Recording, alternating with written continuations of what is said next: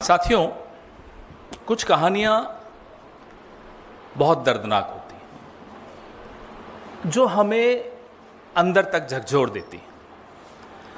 पीछे स्लाइड्स जो चल रही हैं वो भी देखते रहिएगा और सोचने पर हम सब मजबूर भी हो जाते हैं, क्योंकि जो हमारे समाज के उन अंधेरे कोनों में रोशनी पड़ती है जहां बच्चों का, मासूमों का शोषण हो रहा। ये जो कल आप सबने सुना, केरला में 26 साल का एक इंजीनियर आनंदू अजी, ये उसकी कहानी है। और ये एक कहानी नहीं है, एक त्रासदी है। It's not a story, it's a tragedy. And there are some tragedies which shake you up, which should ideally shake the entire society up. ये जो आत्महत्या आनंदू अजी ने की और एक शेड्यूल किया अपना इंस्टा का पोस्ट, ये जो आपके सामने चल रहा है, ये एक ऐसी कहानी है। उसको मजबूर किया गया आत्महत्या करने के लिए, उसको धकेला गया आत्महत्या करने के लिए। He was forced, he was pushed to commit suicide. और ये जो पोस्ट है, इंस्टा की जो पोस्ट है, मैं इस पोस्ट को आनंदू अजी की आखिरी चीख मानता हूं। और इस चीख को सुनना और समाज को सुनाना, मुझे लगता है मेरा और आपका, हम सबका फर्ज है, कर्तव्य है। क्योंकि जब तक इस चीख को हम सुनेंगे नहीं, आनंदू अजी जैसी दास्तानें शायद बिना सुने खत्म हो जाएंगी। और ऐसे लाखों बच्चे जो इस तरह से शोषित होते हैं, उनकी आवाज, उनका नाम तक हमारे और आपके कानों में नहीं पड़ेगा। उससे बड़ा पाप और कुछ नहीं हो सकता। कल्पना कीजिए कि एक 4 साल का बच्चा, उसके पिता ने भरोसा करके उसको राष्ट्रीय स्वयंसेवक संघ की शाखा में भेजना शुरू किया, यह सोचकर कि वहां वो कुछ अच्छा सीखेगा। आरएसएस की शाखा के भीतर 4 साल के मासूम बच्चे के साथ यौन उत्पीड़न हो रहा हो, उसको मॉलेस्ट किया जा रहा हो, उसको रेप किया जा रहा हो, उसका बलात्कार हो रहा हो, इससे ज्यादा दर्दनाक और क्या हो सकता है? 4 साल का बच्चा। और फिर लगातार आप ये स्लाइड्स देख रहे हैं, उसमें वो बताते हैं कि शिविरों में, कैंप्स में, शाखा, कहां कहां उसके साथ किन किन ने इस तरह की हरकत की। उसने एक नाम लिखा है, लेकिन वो कह रहा है अनेक ऐसे लोग थे आरएसएस के जो उसका उत्पीड़न करते थे और अनेक बच्चों का उत्पीड़न करते। कोई एक आनंदू अजी की बात नहीं है। आनंदू अजी के मुताबिक अनेक बच्चों के साथ ये ओटीसी कैंप्स जो इनके होते हैं, ट्रेनिंग के कैंप्स होते हैं, उसमें शारीरिक उत्पीड़न होता है। और ये पहली बार हम नहीं सुन रहे हैं। 2013 में मध्य प्रदेश के शिक्षा मंत्री का एक प्रकरण बहुत प्रचलित हुआ था। तब भी ये आवाज उठी थी कि साहब, ये शाखा में हो क्या रहा है? ये आरएसएस के अंदर ये सड़ांध जो है, जो बदबू है, वो कितनी गहरी है। आप समाज को सुधारने का स्वयंभू ठेकेदार बनते हैं। आप अपने आप को पंजीकृत नहीं कराते हैं। आपके पास मेंबरशिप की रजिस्टर नहीं होती। आप ये पर्दे के पीछे कर क्या रहे हैं? ये जब उदाहरण आनंदू अजी के मिलते हैं, तब समझ में आता है कि पर्दे के पीछे दरअसल एक सड़ी हुई संगठन जिसका नाम आरएसएस, और उसकी बदबू जब चारों तरफ फैलने लगती है, तब हमें अपना नाक बंद करने का कोई अधिकार नहीं है। हमें बोलने का हमारा कर्तव्य, हमें चिल्ला चिल्ला के लोगों को बताने का कर्तव्य है कि यह है असलियत संघ की। साथियों, जो आनंदू अजी ने लिखा वो तो दर्दनाक है ही, खौफनाक है ही। ये एफआईआर आज हुई है, इसमें आरएसएस का नाम नहीं है। किस बात का डर है कि जो डाइंग डिक्लेरेशन एक तरह से मान लीजिए, वो उसमें आरएसएस का नाम एक बार नहीं अनेक बार लिखता है, लेकिन एफआईआर में आरएसएस का नाम नहीं है। यह क्या आतंक है, क्या मजबूरी है कि आपको आरएसएस का नाम लिखने में डर लग रहा है? ये कैसा संगठन है साहब? सिस्टम घबरा जाए, क्या उस संगठन का होना इस समाज के लिए, इस सिस्टम के लिए, इस सरकार के लिए, इस देश के लिए अच्छा है, जिससे सिस्टम डरता हो?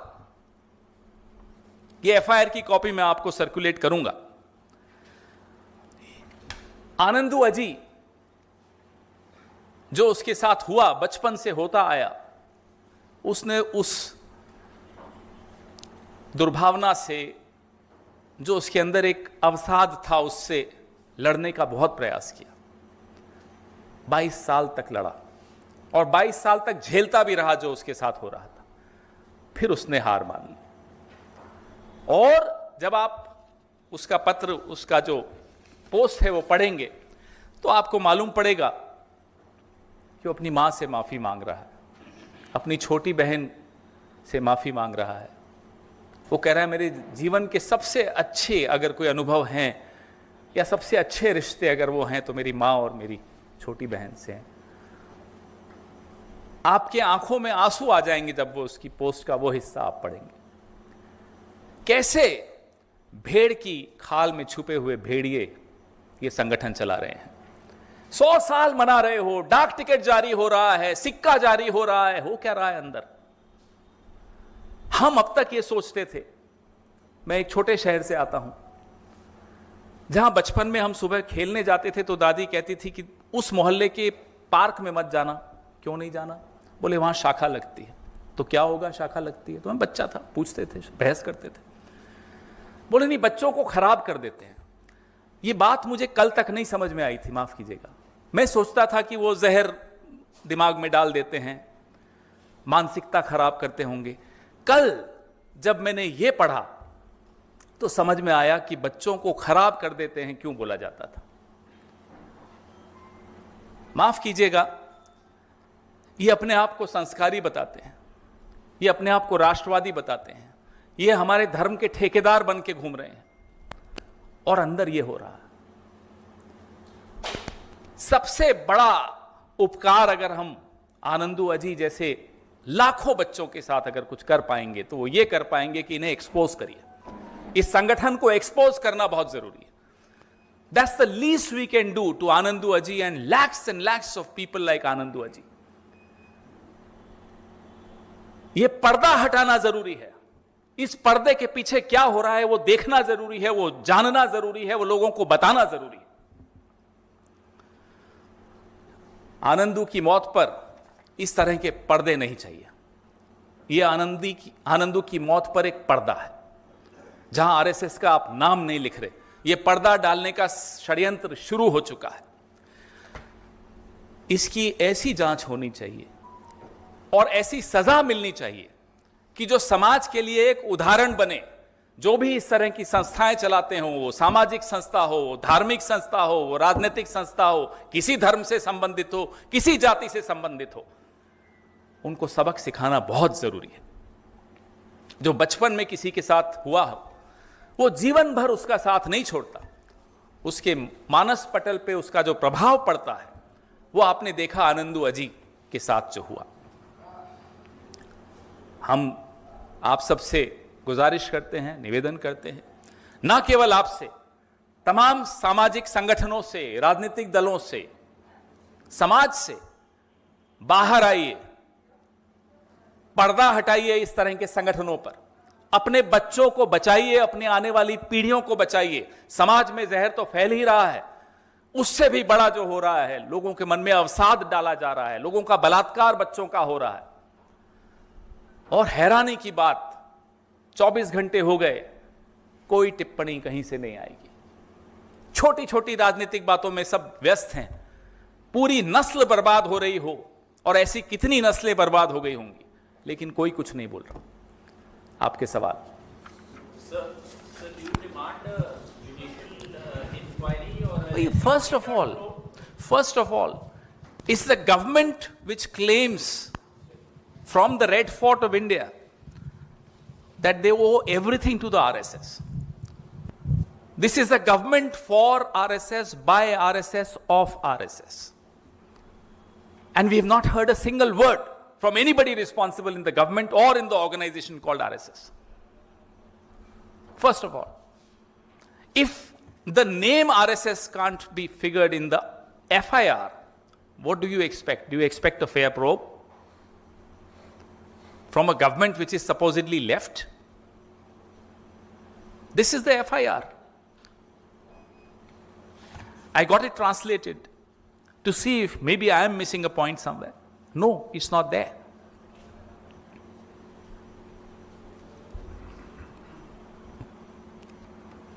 Ji.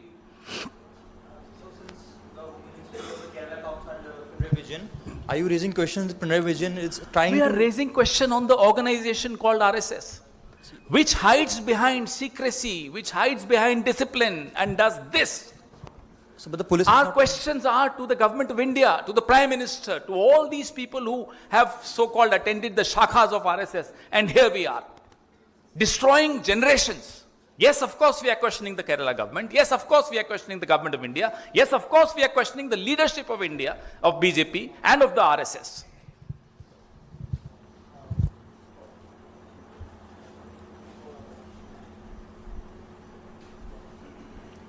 Any other question on this?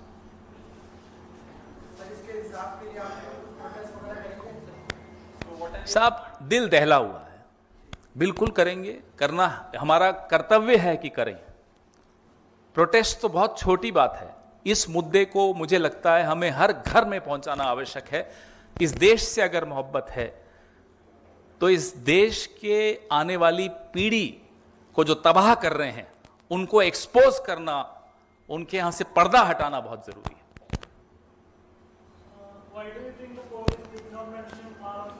I don't know. As I said, if the system is afraid of an unregistered organization, damn with the system. The system needs to hang its head in shame if they are afraid of an unregistered organization. An organization which is openly doing this to our children.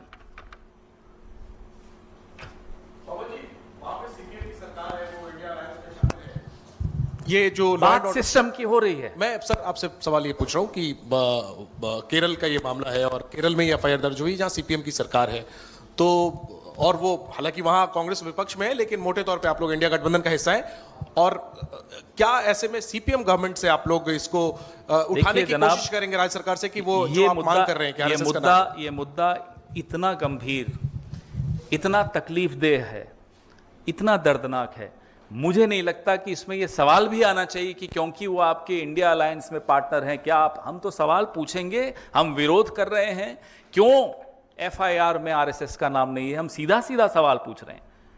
इसमें लाग लपेट का कोई स्थान नहीं है। आने वाली नस्लें ना हमें माफ करेंगी ना आपको माफ करेंगी अगर आज इस पर आवाज नहीं उठाई तो।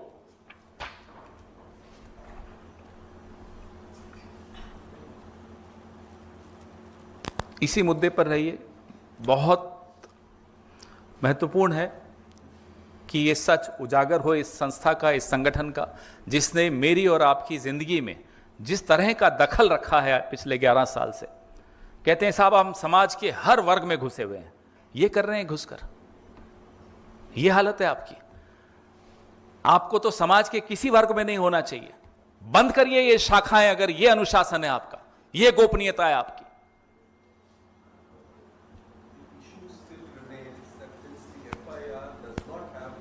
RSS, and it is the Kerala government of the CPIM, of the left. It's the left government in power. So, are you raising questions on the 100% yes. I must have raised questions in Hindi. I am now raising it in English also. If the system under the Kerala government is afraid of the RSS, it shows you a different story. It tells you a story which is horrifying.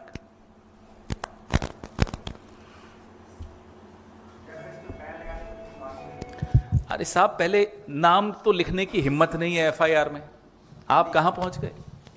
इस संस्थान के ऊपर कई तरह देखिए, के आरोप लगते जो डाइंग डिक्लेरेशन आपके सामने है, इसको डाइंग डिक्लेरेशन से कम नहीं है। ये सुसाइड नोट भी है, ये उसकी इंस्टा पोस्ट है जो उसने शेड्यूल की थी और उस शेड्यूल्ड वक्त पे बाहर आई। इसके बाद अगर लोगों को डर लगता है, आप सोचिए ये इन लोगों की घुसपैठ कितनी गहरी हो चुकी है और इनको हटाना कितना जरूरी है।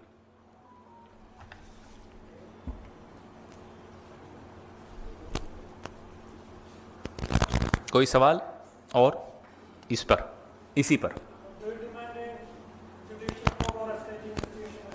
First of all, let the Prime Minister of India, who claims that he was a pracharak of this very organization called the RSS, why isn't he opening his mouth?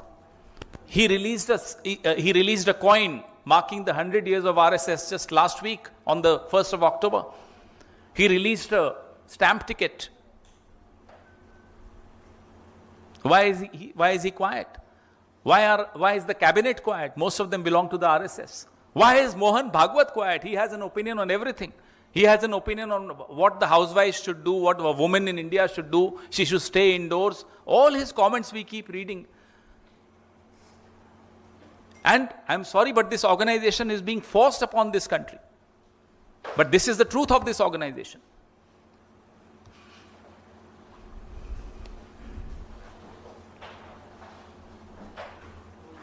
Any question on this? Only on this, sorry. ये बहुत serious है, बहुत तकलीफदेह है, इसी पे चर्चा करनी चाहिए। क्योंकि एक बच्चे की जान गई है, तब जाकर ये एक्सपोज से सामने आया है। हम और आप तो नहीं कर पाए, सब कुछ सामने आ रहा है आपके।